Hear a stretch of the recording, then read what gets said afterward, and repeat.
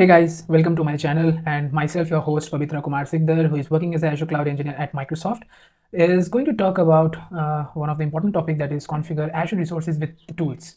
So guys, when you deploy any resources in Azure Cloud, it's very important that you have to manage them, and to manage them, Azure provides a lot of native tools, and today I'll be going to talk about them. So let's begin.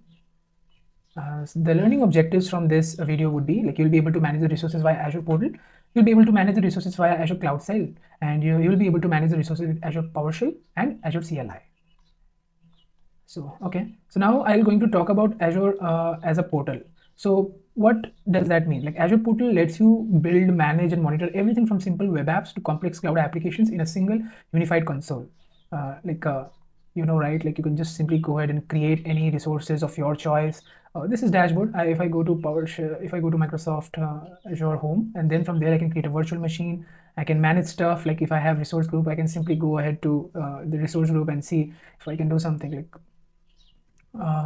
Let me show you. So if I go on to click on resource group, then I can just click on any of the resource group, and then I can manage things like giving access, and then doing the cost analysis, creating the policies, stuff like that. So all these things I can do from the portal. So basically it helps you to like search for resources, services, and docs, and it manages all the resources which are there in the Azure cloud. Then it helps you to create custom dashboards and favorites, access the cloud shell, receive notifications, and you can create notifications of your choice that would be custom notifications. And it also helps you to link to Azure documentation.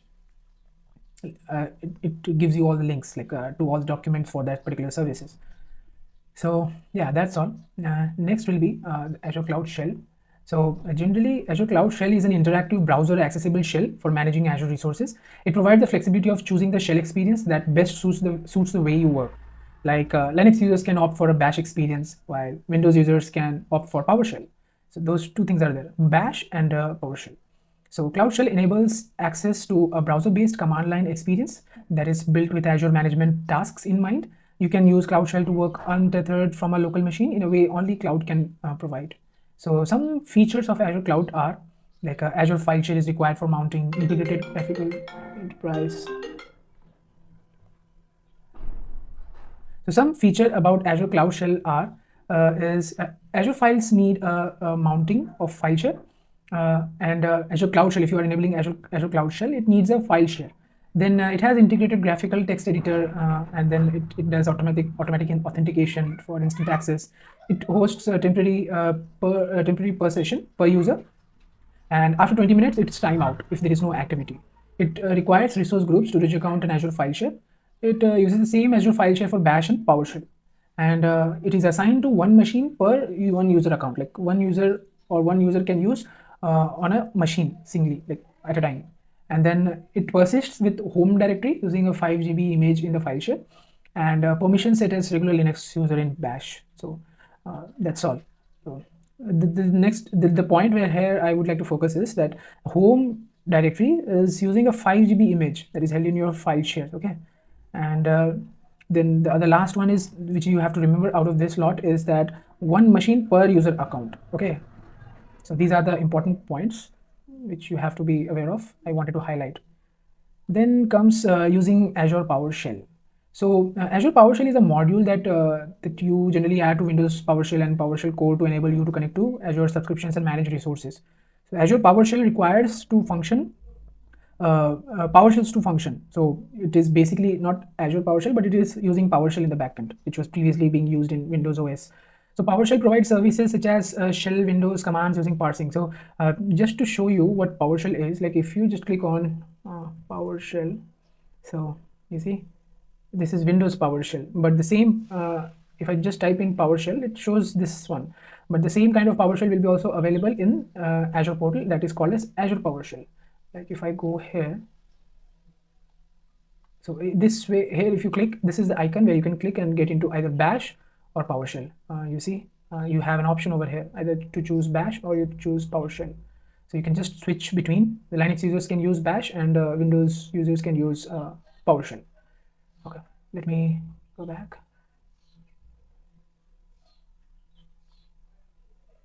Okay, so yeah, I wanted to talk about this. Like for example, Azure PowerShell provides new AZVM. It's a module And every PowerShell in a Windows VM or on the portal, like portal wise, it's all good. But on the VM, you have to have a module, and module is something which enables you to run all the commands, which is supported inside that module.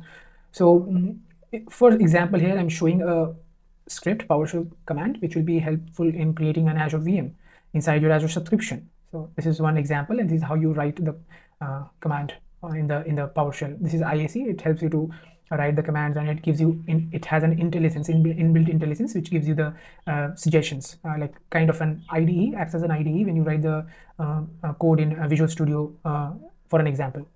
So then next, I would go to AZ module, which I was talking earlier in my previous slide. So AZ is a former name for Azure PowerShell module containing commandlets to work with Azure features. So it contains hundreds of commandlets that lets you control nearly every aspect of every Azure resources. So you can work with the following features and more.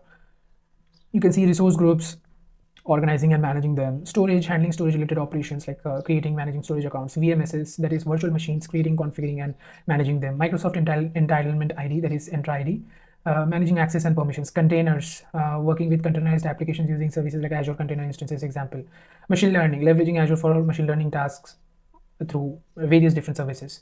So basically, like this module actually is an open source component which is available on GitHub as well. And that's all for now. And next, I think we can rush to the lab. So this is what we are going to do: create resources groups, create resource groups, create managed disks, change the configuration of managed disks. So task one will be start a PowerShell session in the Cloud Shell, create a resource group, and configure the managed disks and all. So let me go to the portal. Okay. So the first task, okay.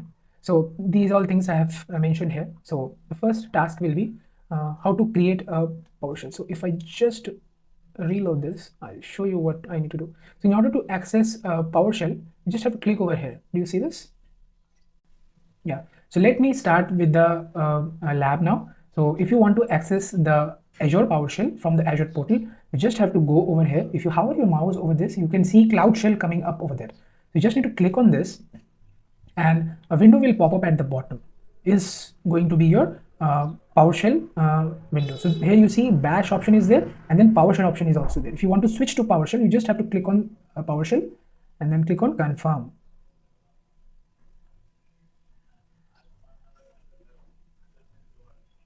So if you are someone who is logging in for the very first time, then generally you will get this option like you have no storage mounted. So for the first time, if you are logging in, it will ask you to fill in these details. Like you can just give in your storage account name, and you just have to create a file share. Give a new file share name. So it will create it for you. And from the next time, whenever you log in, the same storage account and the file share will be used for you for every session you make to the PowerShell. So yeah, so this one is done. Now next thing which I would like to show you is how to create a resource group and an Azure managed disk by using PowerShell.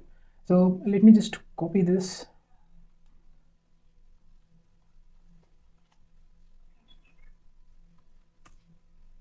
Okay, so it says unexpected token expression or the statement. So I know what wrong mistake I have done. Okay, okay. Oh, so it says the resource group name does not exist. So what I would do is I would rather go and take something from here.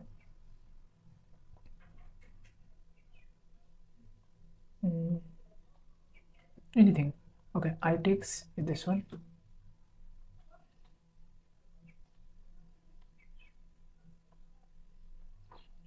Okay. Okay. So it's I just changed the existing resource group name which I already have. So if I type get az resource group name ck lab location, it is giving me the location of that place. Next, what I have to use is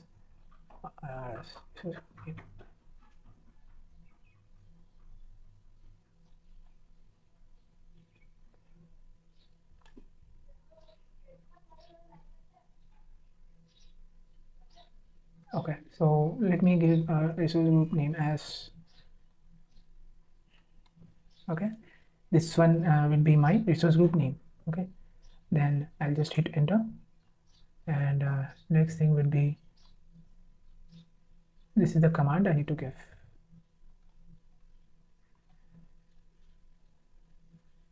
Okay, so things are coming by default, by force.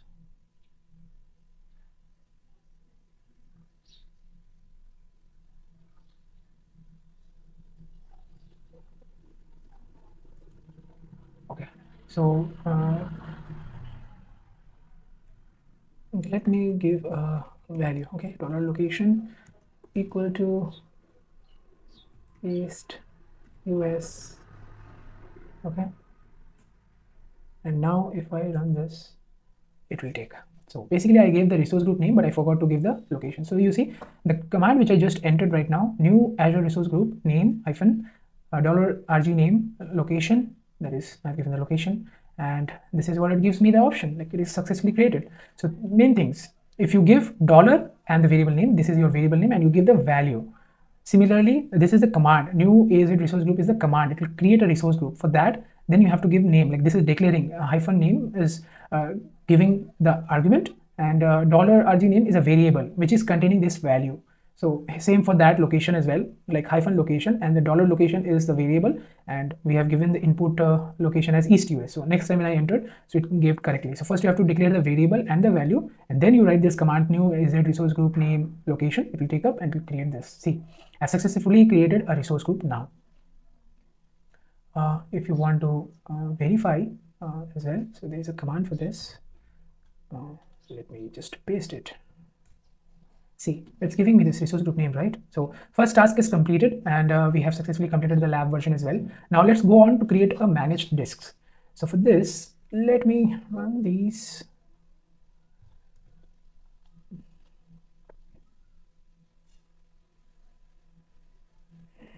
It says something. The disk size, the term disk size GB is not recognized as a name or commandlet function. Okay, so what we should do is create option. Even that is also not considered. Let me just go ahead with this way. Let me move them up. I just need to tweak this up. Maybe this should work. Okay, so if I run this, let me see if this does something.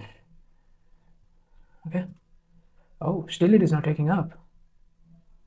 So what it says is skew standard and all this is not taking up, but what I am doing is I'm just copying the entire segment. Let me run it again.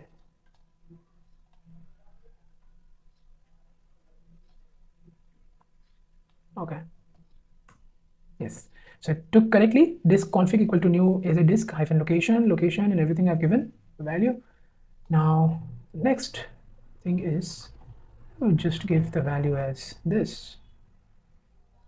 Okay, so I have declared the value to disk name, and now again, you know, I have the pane. This is what I have to do, go back. So just make sure that you follow the proper naming convention. This will help you to write the commands properly.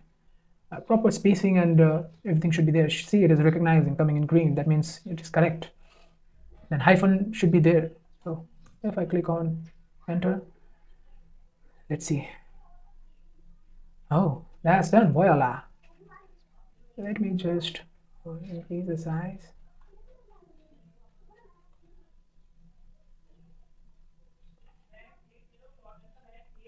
Okay, so now let me just verify with what I have created.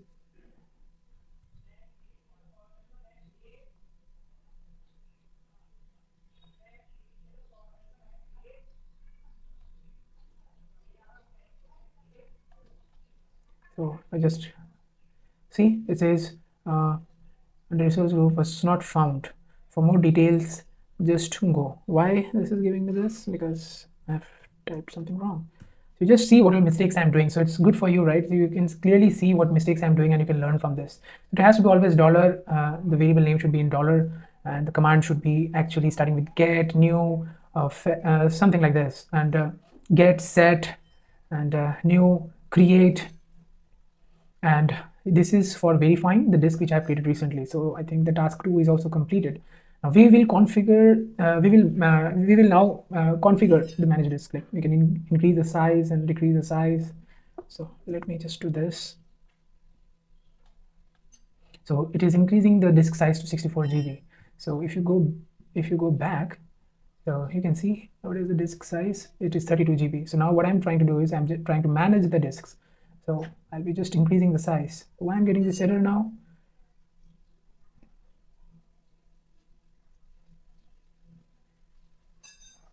Okay. So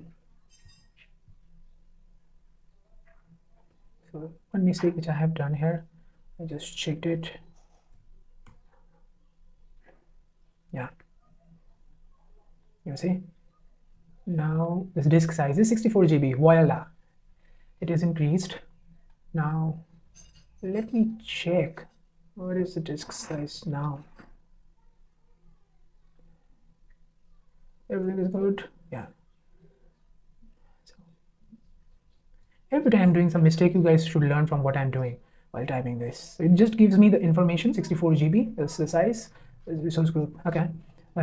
Check the details. It's done successfully. Now I would like to do a SKU upgrade. So before doing that, I would like to check the SKU size. Okay.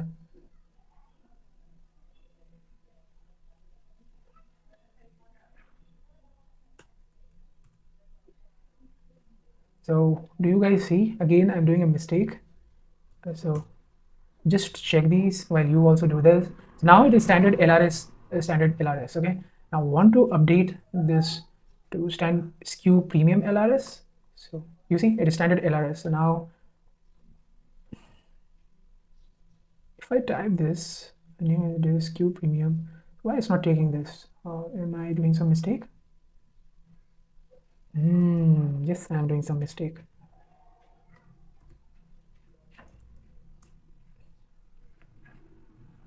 So let's see. Okay. Oh, this guy is currently okay. Let me run another command. This will give me, yeah, now it is premium LRS premium. Oh, wow. So this is done, right?